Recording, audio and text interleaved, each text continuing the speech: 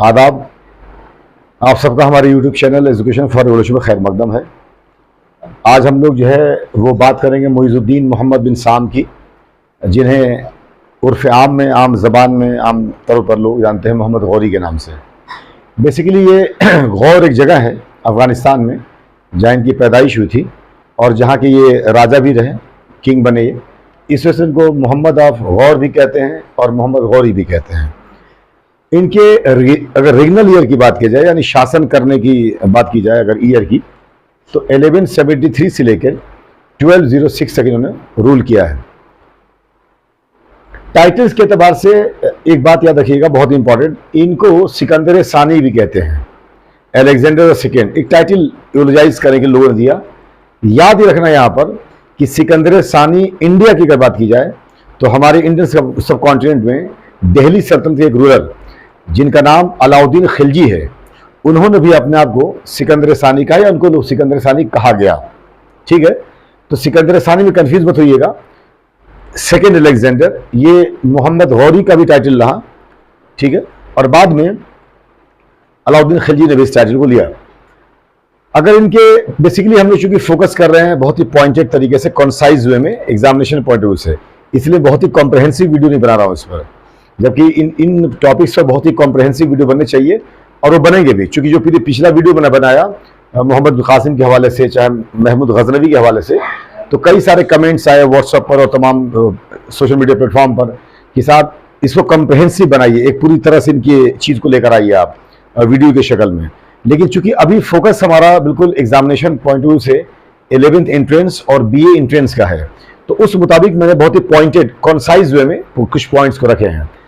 अगर इंडिया में बैटल की बात कीजिए, उन्होंने बहुत सारे एक्सपेडिशंस किए जो इंडियन सब कॉन्टिनेंट में है। पंजाब के एरिए को इन्होंने करामातीन्स जो थे उनसे लिया, इस्माइलियों से लिया, और उन सारी चीज़ों में जो बहुत इंपॉर्टेंट बात रही वो ये कि इन्होंने एक बैटल ऑफ अनहिलवारा हुआ था। ये बैटल ऑफ अनहिलवारा जो है बेसिकली ये जगह पड़ता गुजरात में, अनहिलवारा 1178 में। इनको डिफीट दिया था भीमा सेकेंड ने, याद रखना है। यानी मोहम्मद गौरी को भीम सेकेंड ने, जो चालुक्य किंग थे, ये क्या थे, ये चालुक्य किंग, यानी चालुक्य डायनेस्टी के थे ये चालुक्य, इन्होंने डिफीट दी थी मोहम्मद गौरी को। क्या एक बात समझने वाली है, महमूद गजनवी में और मोहम्मद गौरी में अगर बात की जाए तो महमूद ऑफ गजनी या महमूद गजनवी बहुत ही एक्सेप्शनल वॉरियर हैं, बहुत ही exceptional. He has never ever been defeated in Indian subcontinent। लेकिन मोहम्मद गौरी को दो डिफीट देखना पड़ा इंडिया में या इंडियन सबकॉन्टिनेंट में। लेकिन इस आदमी क्वालिटी ये रही कि जिस एरिया को जीता वहां पर अपना एडमिनिस्ट्रेटिव सेटअप बैठा दिया। तो जो इंडियन सबकॉन्टिनेंट में मुस्लिम रूल की अगर बात की जाए तो उस जो फाउंटेन हेड है मुस्लिम रूल को कायम करने वाला, तो वो आदमी मोहम्मद गौरी हैं। यही है फाउंटेन हेड। हम लोग वही बात करेंगे आगे। तो याद रखना कि बैटल ऑफ अनहिलवारा ये गुजरात में पड़ता है, 1178 में हुआ, और इस बैटल में भीम सेकेंड जो चालुक्य किंग थे, इन्होंने हराया मोहम्मद गौरी को। दूसरी बात, अगर हम लोग वॉर की बात करें जिसके बारे में पूछता है सवाल, तो फर्स्ट बैटल ऑफ तराइन, अब ये तराइन जगह का नाम है, कहां पड़ता है, हरियाणा में। तराइन कहां पर है, हरियाणा। 1191 में वॉर हुआ। इसमें पृथ्वीराज चौहान ने, जो मैंने लिखा है यहां पर, पृथ्वीराज चौहान, इन्होंने मोहम्मद गौरी को हराया 1191। याद रखना है ये first battle of Tarain, Tarain का प्रथम युद्ध।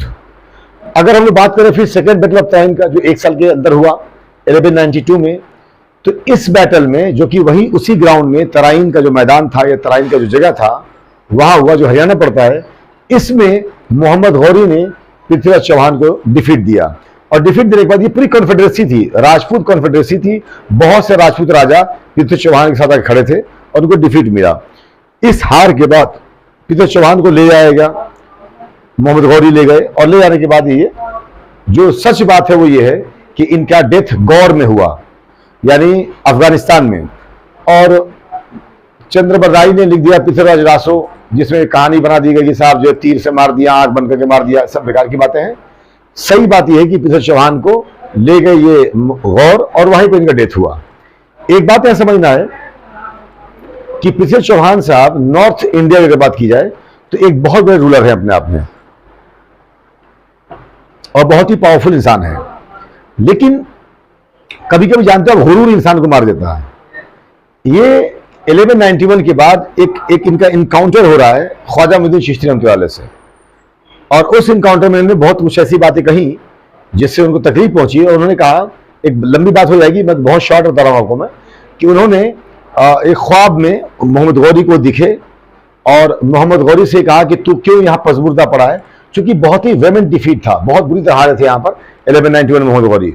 तो कहा उन्होंने कि क्यों तुम यहाँ अफसोस में पड़े हो, उठो और हिंदुस्तान की सरजमीन तुम्हारे कदम वसील तैयार है, यानी आओ ये जमीन तुम्हें इज्जत देगी।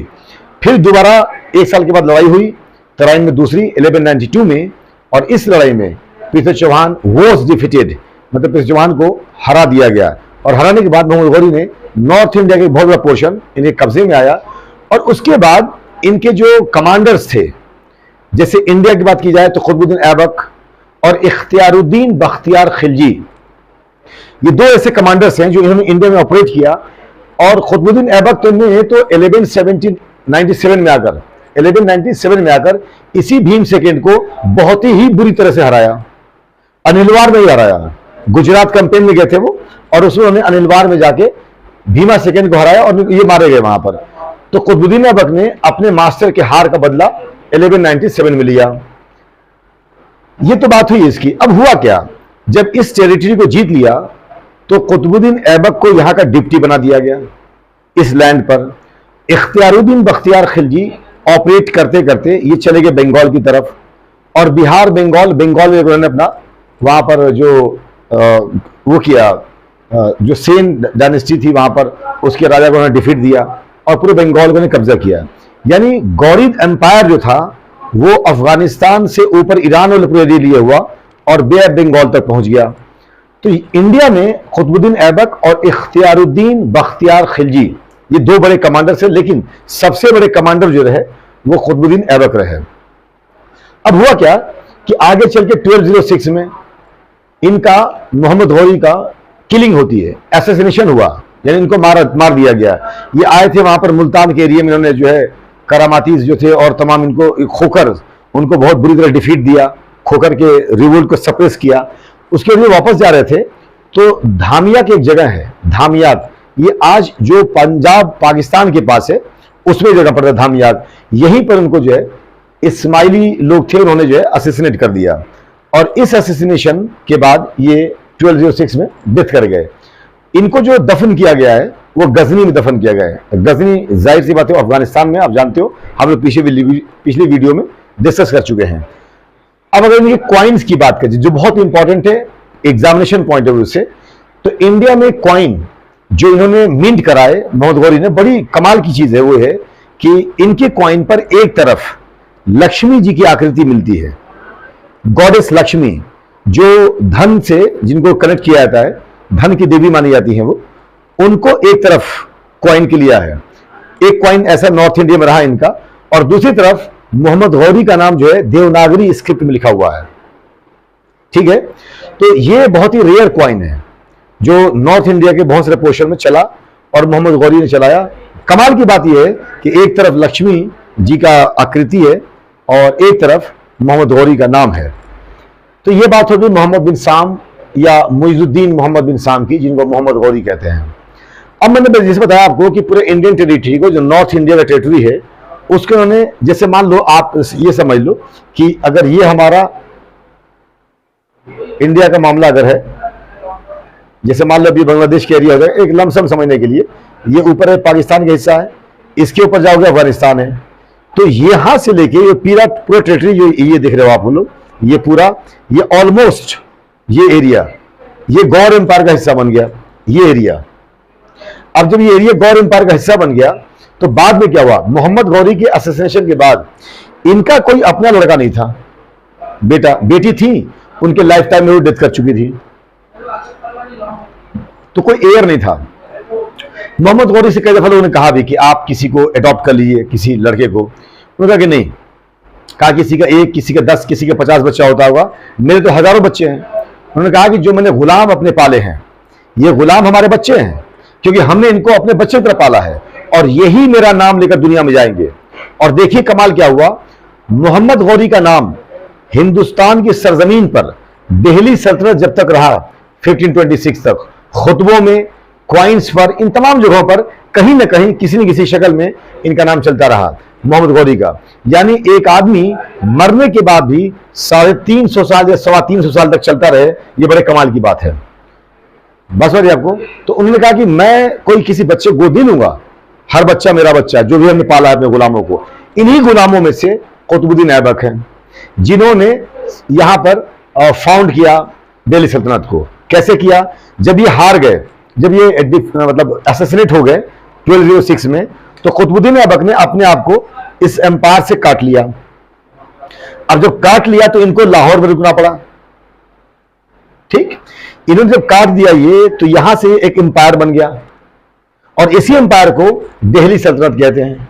दिल्ली सल्तनत बेसिकली गौर एम्पायर का हिस्सा था पहले, लेकिन इनके असैसिनेशन के बाद 1206 में ये अलग हो गया। बात समझिए आपको। इसके अलग होने के बाद इसको कहा गया दिल्ली सल्तनत। इसके फाउंडर जो हैं वो कुतुबुद्दीन ऐबक हैं, जो कि स्लेव भी रहे, और बाद में इनको मैनुमिट कर दिया गया, मैनुमिशन हुआ इनका, यानी इनको आजाद कर दिया था मोहम्मद गौरी ने। वो बताऊंगा क्या हुआ था उसमें वाकया। लेकिन आइए यहां पर डायनेस्टीज जो है दिल्ली सल्तनत की, इसको देख लेते हैं। सवाल कभी कभी पूछ देता है कि किस डायनेस्टी ने सबसे लंबा रूल किया, या दिल्ली सल्तनत की डायनेस्टीज में इनमें से कौन डायनेस्टी नहीं आती है। जैसे हमारे 3 नाम दे दिया, उसमें दे दिया मुगल एम्पायर, वो नहीं आएगा। तीसरी बात, इसमें एक चीज ये भी पूछता है कि दिल्ली सल्तनत की डायनेस्टीज में सबसे लंबा, यानी लॉन्गेस्ट पीरियड ऑफ टाइम, सबसे लंबे समय तक शासन किस डायनेस्टी का रहा, सबसे छोटे समय तक रूल या शासन किस उसके डायनेस्टी का रहा। तो ये इस तरह से सवाल बनता है इस पर। तो इसीलिए मैंने यहां पर एक जगह डायनेस्टीज का नाम भी दिया है और उनका टाइम पीरियड भी दे दिया है। जैसे मिसाल के तौर पर सबसे पहली डायनेस्टी स्लेव डायनेस्टी है, इसको हिंदी में आम उसमें गुलाम वंश कहते हैं। इसी को जो आप देख रहे स्लेव डायनेस्टी, इसी को ममलूक भी कहते हैं। बेसिकली स्लेव अरबी में ममलूक कहा जाता है, तो इनको ममलूक डायनेस्टी भी कहते हैं। लेकिन हमने यहां पर एक चीज लिखी, इलबरी। इलबरी याद रखना है, ये बेसिकली ट्राइब है। जैसे आप लोगों ने अगर सीरीज देखा होगा, इर्तुगरुल गाजी हो, चाहे कुर्नुस उस्मान हो, या बुयूक सुलजूक चल रहा है, इनमें बहुत सारे ट्राइब्स दिखाए हैं टर्क्स की। उसी तरीके से जैसे आपने देखा होगा इर्तुगरुल गाजी में काई कबीला है, तो काई कबीला जो दिखाया गया उसमें, वो वेस्ट की तरफ इन्फ्लक्स उसका हो रहा है, वो लोग माइग्रेट कर रहे हैं। ये इलबरी ईस्ट की तरफ चले। तो ये जो स्लेव डायनेस्टी जितने रूलर्स हैं, चाहे वो खुतबुद्दीन ऐबक हों, इल्तुतमिश हों, रजिया हों, बलबन हों, उनके बेटे हों, ये तमाम के तमाम लोग बेसिकली स्लेव डायनेस्टी के हैं। और ट्राइब की बात की जाए तो इलबरी ट्राइब के हैं, इसीलिए इन लोगों को इलबरी डायनेस्टी कहते हैं। इनका टाइम जो रहा, रीजनल टाइम, वो 1206 से लेके 1290 तक रहा, पहली चीज। दूसरी डायनेस्टी खिलजी डायनेस्टी है, इसका टाइमिंग आप देख सकते हो 1290 से लेके 1320 तक रहा। तीसरी डायनेस्टी तुगलक डायनेस्टी है, इसका टाइमिंग 1320 से लेके 1414 तक रहा। ठीक। चौथी डायनेस्टी सैयद डायनेस्टी रही, 1414 से लेके 1451 तक रहा। और लास्ट डायनेस्टी इस दिल्ली सल्तनत की, या इस दिल्ली सल्तनत के वंश की बात की जाए तो आखिरी वंश डायनेस्टी रही है, वो रही है लोधी डायनेस्टी, जो 1451 से लेके 1526 तक रही है।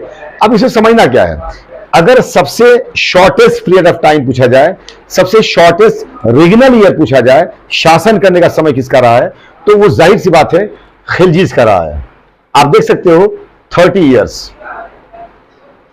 ठीक, सबसे छोटा इनका रहा है, शॉर्टेस्ट। देखिए बहुत इंपॉर्टेंट पीरियड है ये, बात करेंगे हम लोग आगे। और अगर सबसे लंबी बात की जाए तो तुगलक्स की रही है। लॉन्गेस्ट पीरियड टाइम या लॉन्गेस्ट रीजनल टाइमिंग जिनका रहा, वो शासन करने का समय, वो तुगलक डायनेस्टी का रहा। ये बात याद रखनी है। ठीक है, ये बात होगी डायनेस्टीज की। अब आइए बात करते हैं खुतबुद्दीन ऐबक के हवाले से। चूंकि स्लेव डायनेस्टी के या इलबरी डायनेस्टी के गुलाम वंश के सबसे पहले सुल्तान यही हैं, खुतबुद्दीन ऐबक। यहां एक बात समझनी है, बेसिकली गुलाम वंश जो नाम है, ये बिल्कुल बहुत ही मिसकंस्ट्रूड अपने आप में एक मतलब इस्तिलाह है, यानी टर्मिनोलॉजी है। क्यों? क्योंकि गुलाम कभी सुल्तान बन ही नहीं सकता। सुल्तान जब भी बनेगा आजाद इंसान बनेगा, और जो इंसान आजाद है उसको गुलाम कैसे कह सकते हो? तो ये गलत तरीके से यहां पर वो इसको लिया गया है। और मैं आगे एक वीडियो ऐसे लेके आएंगे हम, जब आगे बहुत से लोगों की जो डिमांड है कि कंप्रहेंसिव वीडियोस इन चीजों पर, उसमें हम आपको डिस्कस कराएंगे। क्योंकि यहां पर बहुत ही कॉन्साइज में हमें बात रखनी है। तो यहां एक बात समझ लो आप, डायनेस्टी की अगर बात की जाएगी तो स्लेव डायनेस्टी के जो पहले रूलर हैं वो कुतुबुद्दीन ऐबक हैं। अच्छा, यहां हमने क्या लिखा? Slave of Mohammad Ghori. ये मोहम्मद गौरी के स्लेव रहे, ठीक, मैन्युमिट कर दिया गया बाद में, उनको आजाद किया। अगर बात की टाइमिंग की तो देख सकते हो 1206 से लेकर 1210 तक।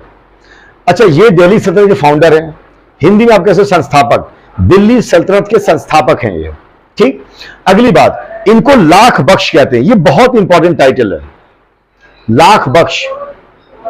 कमाल की बात क्या है, ये आदमी हाईली जेनरस है, बहुत ज्यादा देने वाला दानी इंसान है ये, इसीलिए इनको लाख बख्श कहा गया। यहां एक बात और समझना, ये जो आप देख रहे हो Aibak, Aibak basically Turkish word है। ऐबक के माने जो होता है वो क्रिसेंट के होता है, जिसको अब हिलाल कहते हो, चांद निकलता है। जैसे अभी 1-2 दिन के बाद चांद निकलेगा, ईद की चांद जो गया हुआ आप, तो वो बेसिकली ऐबक है, बहुत ही शार्प होता है। कुतुबुद्दीन ऐबक का जो फीचर था, फिजिकल फीचर, फेस का अपीयरेंस, बहुत ही शार्प, बहुत ही खूबसूरत इंसान थे ये। लेकिन इस इंसान का जिस्मानी एतबार से, फिजिकल अपीयरेंस के एतबार से खूबसूरत होना बहुत बड़ी बात नहीं है। उससे बड़ी बात यह है, ये इंसान दिल का बहुत खूबसूरत था, बहुत ही जेनरस, बहुत ही दानी इंसान था। इसलिए इनको हिस्ट्री में लाख बख्श कहते हैं। क्या कहते हैं? लाख बख्श, लाखों में देने वाला, मीन्स हाईली जेनरस, बहुत बड़ा दानी। वाकयात बहुत सारे हैं जो बता सकता हूं मैं, लेकिन अभी चूंकि हम लोग बात कर रहे हैं एग्जामिनेशन पॉइंट ऑफ व्यू से, तो बिल्कुल फोकस रहेंगे। अगली बात, रूल कहां से किया? तो लाहौर से किया, दिल्ली से रूल नहीं किया उन्होंने। इन्होंने जो रूल किया लाहौर से किया। लाहौर से क्यों किया? क्योंकि जब इस पोर्शन से अपने आप को काटा आपने, जो ये पोर्शन है, ये मेन लैंड है इनकी, गौरीद एम्पायर की, तो जो लोग यहां बैठेंगे आपको छोड़ेंगे तो नहीं, तो इनसे बचने के लिए आपको तो फ्रंट लेना पड़ेगा ना। इसलिए इन्होंने अपने आप को प्लेस किया लाहौर में, और लाहौर से इन्होंने इनको रोका, यानी इस एम्पायर को इनगल्फ नहीं करने दिया, उन लोगों को जीतने नहीं दिया, इसलिए इनको लाहौर में रहना पड़ा। ठीक है, तो अगर आपसे पूछा जाएगा कि कुतुबुद्दीन ऐबक ने कहां से रूल किया, तो आप बताओगे लाहौर से रूल किया। अगली बहुत इंपॉर्टेंट बात, इंडिया में 2 मस्जिदें, जो बड़ी मस्जिदें हैं जो बनवाई उन्होंने, एक तो कुव्वतुल इस्लाम मस्जिद है, कुव्वतुल इस्लाम, द पावर ऑफ इस्लाम। ये मस्जिद दिल्ली में है, जो आपने कुतुब मीनार सुना होगा, कुतुब मीनार से लगी हुई मस्जिद है। ठीक है, दूसरी बात, 2.5 दिन का झोपड़ा, ये एक मस्जिद है जो अजमेर में बनवाई इन्होंने। ख्वाजा मुइनुद्दीन चिश्ती रहमतुल्लाह अलैह के आस्थाने से थोड़े से दूरी पर यह मस्जिद है, पहाड़ के बिल्कुल तलहटी में है, फुट हिल में है, जिसका नाम है 2.5 दिन का झोपड़ा, अजमेर में है। याद रखना ये चीज दोनों मस्जिदों का। अच्छा, बात होगी कुतुब मीनार की। आप जानते हो कुतुब मीनार बहुत इंपॉर्टेंट बिल्डिंग है, स्ट्रक्चर है इंडिया में, जो दुनिया में जानी जाती है। तो इसको स्टार्ट जो कराया बनवाना कुतुबुद्दीन ऐबक ने चालू किया 1199 में। कब? 1199 में। उस टाइम ये सुल्तान नहीं है, ठीक है, लेकिन इसको अपने लाइफ टाइम में ये कंप्लीट नहीं करा पाए। It was finally completed by Iltutmish. Iltutmish जो अगले सुल्तान बनेंगे, उन्होंने इसको जो है इसको कंप्लीट करा, मुकम्मल किया। कब किया? 1221 में। तो आप देख सकते हो कि ऑलमोस्ट 22 साल में कुतुब मीनार बनकर तैयार हुआ। कुतुब मीनार के हवाले से 3 बातें बहुत इंपॉर्टेंट जो याद रखनी है आपको है।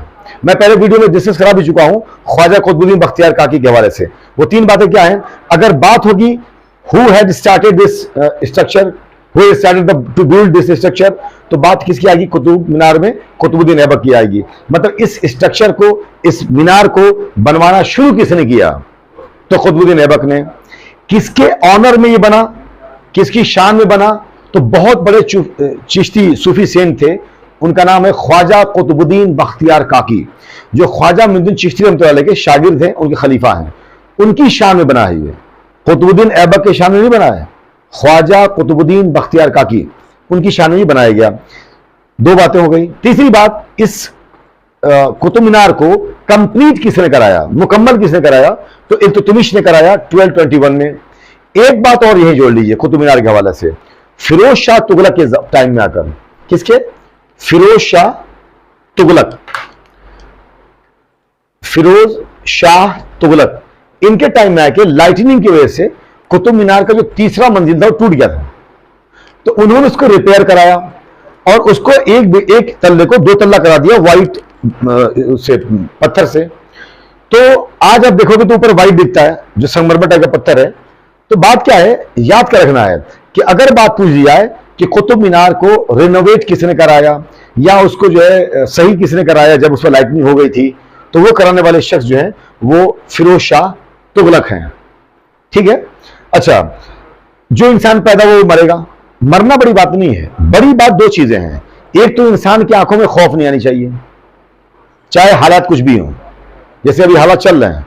इसमें सर उठा कर जीना जरूरी है, और अगर सर कटना जरूरी है तो फिर सर ऐसे जगह कटे जहां पर लड़के कटे, झुक के ना कटे। इंसान की आंखों में खौफ नहीं आनी चाहिए। ठीक है। मरना तो बरक है, जो दुनिया में पैदा हो सबको मरना है, लेकिन मौत आपकी आंखों में खौफ न लाए, ये बड़ी बात है। दूसरी चीज, मर जाना बड़ी बात नहीं है, आपका अचीवमेंट क्या है, आपका योगदान क्या है समाज को लेकर, सोसाइटी को लेकर, कंट्री को लेकर, दुनिया को लेकर, यह बड़ी चीज है जिसके वजह से आप जाने जाते हैं। ये आदमी भी लाहौर में डेथ किए, पोलो खेल रहे थे, इसको चौगान कहते हैं। अब आपके जहन में एक बात आ सकती है कि इतना बड़ा सुल्तान खेलने कूदने में मर गया, तो याद रखिएगा एक चीज, जो वॉरियर्स होते थे, ठीक है, वो चौगान खेलते थे। क्यों? क्योंकि पोलो जो खेलते हो आप, तो घोड़े बैठ के एक आयरन स्टिक होता है, उसको लेके खेलना पड़ता है, बॉल सा होता है, उसको मारना होता है। उसमें होता क्या, बार बार आपका बॉडी जो है, हाथ जो है, आर्म्स आपका स्विंग करता है। तो इससे फायदा क्या होता था, तलवार की हैमरिंग बढ़ती थी, तलवार के मारने की ताकत बढ़ती थी। दूसरी बात, घोड़े को आप मैन्यूवरिंग करते थे, घुमाते थे, कभी इधर कभी उधर, तो उससे घोड़े पर कमांड बढ़ता था। तो वॉरियर्स ये गेम खेलते थे, जिसको आप चौगान कहते हैं। ये बात याद रखना है। तो इसी चौगान को खेलते टाइम 1210 में ये गिरे, और गिरने की वजह से इनकी मौत हो गई। इनको जो है दफनाया गया है लाहौर में ही। कहां पर? लाहौर में ही दफन है। कुतुबुद्दीन ऐबक दिल्ली में दफन नहीं है, लाहौर में दफन है। ठीक है। ये कुछ बातें हुई कुतुबुद्दीन ऐबक के हवाले से। ठीक है। अब अगली बात, आप तमाम लोग जो हमारे इस चैनल पर विजिट कर रहे हो, आपके जानकारी के लिए बता दूं, ये तमाम जो चीजें देख रहे हो आप, अगर इसको नोट्स की शक्ल में आपको लेना है पीडीएफ फॉर्म में, तो आप हमारे चैनल के डिस्क्रिप्शन में जाइए, जो यूट्यूब चैनल का हमारा डिस्क्रिप्शन है, वहां पर लिंक मिलेगा आपको टेलीग्राम का। किसका? टेलीग्राम। ये एक लिंक मिलेगा आपको, टेलीग्राम। ठीक है। इस लिंक को आप क्लिक करोगे तो डायरेक्टली आपको लेके ये जाएगा मेरे पेज पर, जो एजुकेशन फॉर रेवोल्यूशन का पेज है। उस पर आप जाओगे तो आपको तमाम नोट्स मिलेंगे। जो बच्चे तैयारी कर रहे हैं उनकी बात कर रहा हूं, आपको नोट्स मिलेंगे, वहां बहुत सारे क्वेश्चंस मिलेंगे जिससे आप प्रैक्टिस कर सकते हो इंडो इस्लामिक और मिडिवल इंडिया के सेगमेंट को लेकर, और उस पर जीके और जीएस के भी सेगमेंट्स हैं। तो आप बहुत आसानी से इसके थ्रू जा सकते हो। ये जाओगे कैसे? आप हमारा यूट्यूब खोलिए, हमारे यूट्यूब चैनल पर जाइए, उसका डिस्क्रिप्शन खोलिए, वहां आप नीचे आओगे तो लिंक मिलेगा। एक लिंक होगा टेलीग्राम का, एक लिंक होगा फेसबुक का। आप चाहो तो फेसबुक फॉलो भी कर सकते हो हमें, लेकिन ये जरूर कर लीजिएगा आप टेलीग्राम वाला। वहां जाओगे आप तो आपको पूरा नोट्स मिल जाएगा, हिंदी में भी और इंग्लिश में भी। आपको बहुत सारे क्वेश्चंस मिल जाएंगे जिससे आप प्रैक्टिस कर सकते हो। ठीक है। दूसरी बात, जो लोग भी हमारे चैनल पर विजिट करते हैं, आते हैं, अगर वो सब्सक्राइब कर चुके हैं तो मेरी उनसे गुजारिश है कि आप लोग और भी अपने जानने वालों से सब्सक्राइब कराइए, ताकि इसका थोड़ा बेस बढ़े इस चैनल का। इंशाल्लाह सबका फायदा होगा, हमारा भी आपका भी फायदा होगा। दूसरी बात, जो लोग नए आए हैं, जिन्होंने अभी सब्सक्राइब नहीं किया हो, उनसे मेरी रिक्वेस्ट है कि आप इसको सब्सक्राइब करिए। आप देखोगे आगे आकर मैं बहुत ही कंप्रहेंसिव और बहुत ही शानदार कंटेंट ले आऊंगा, जिससे आपको बहुत सारी गलतफहमियां दूर हो जाएंगी, हिस्ट्री को लेकर, इवन की इंडियन पॉलिटी को लेकर, और टाइम टू टाइम जो करंट इश्यूज हैं उस पर हम डिस्कस करेंगे, बात करेंगे। लेकिन मैं चाहता हूं कि इसका थोड़ा बेस बढ़े। अल्लाह का शुक्र है, आप लोगों की दुआओं से काफी बढ़ चुका है, लेकिन इसमें अगर आप थोड़ा और ताउन करें, कोशिश करें, तो इंशाल्लाह और बढ़ जाएगा। ठीक है। ये हमारे सब गुजारिश है। जाहिर सी बात है, हम आपसे कोई ऑर्डर की बात तो कर नहीं सकते हैं, हमारी तरफ से एक रिक्वेस्ट है आपको, आप सबके लिए। और इन्हीं चंद बातों के साथ आप लोगों का बहुत बहुत शुक्रिया। Thank you very much.